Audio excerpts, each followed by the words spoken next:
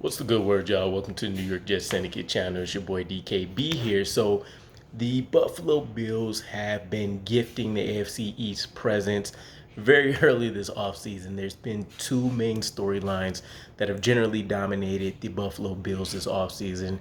The first one still ongoing, and I'm not super in depth with what exactly is all happening with them.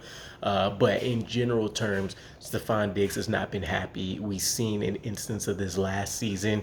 Obviously, he was happy with the moves that they did to try to reach the Super Bowl, but after failing once again, he seems to be even more upset. I've seen articles saying that he's lost faith in the team, and my general understanding is that there's some kind of rumor that he has opted to. He has put in a trade request with the Bills. He wants out now, and so that would be a huge blow to Josh Allen in terms of the weapons available to him in the wide receiver room. But obviously, a great thing for the rest of the AFC East, the New York Jets specifically.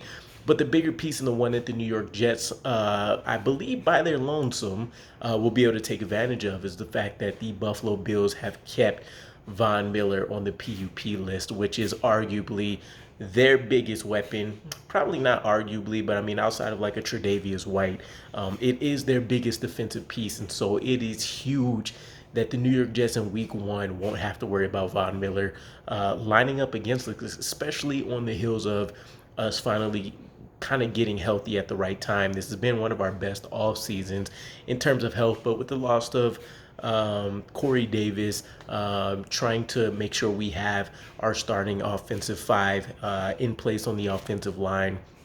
Seeing Mekhi Becton finally earn his right tackle start, getting Dwayne Brown back, AVT, Lakin Tomlinson finally coming back, and then of course having Connor McGovern and an interesting chess piece in Joe Tippmann that we can use as center or guard definitely helps.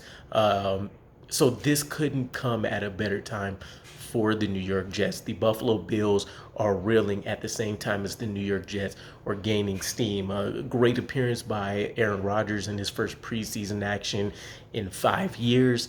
Garrett Wilson looking as advertised as potentially one of the best five wide receivers in the NFL this season.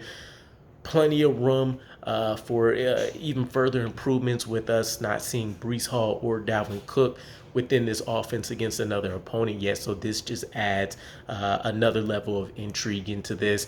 If we can take advantage of the Buffalo Bills right out of the gate to get an early lead on not only the AFC East, but hopefully stringing together some winning weeks, which has kind of been unfamiliar territory. In fact, I would have to go back and double check, but off the top of my mind, I don't think in Robert Sala's tenure so far we've had back-to-back wins just yet, which would make sense, right? I think he has a total of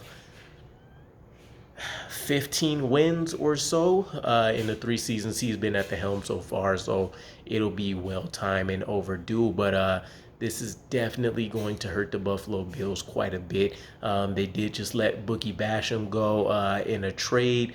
Obviously, Von Miller's going to be another piece. They still have, AJ Epinesa, some other guys recently that have been there, but their pressure rate, the sacks that they can generate, it falls way off a cliff whenever Von Miller isn't in the building, which is the main reason they went out and targeted a guy like Von Miller. From a defensive aspect, he was supposed to be that nullifier to help close out games for the Buffalo Bills due to the lack of a running game that they have.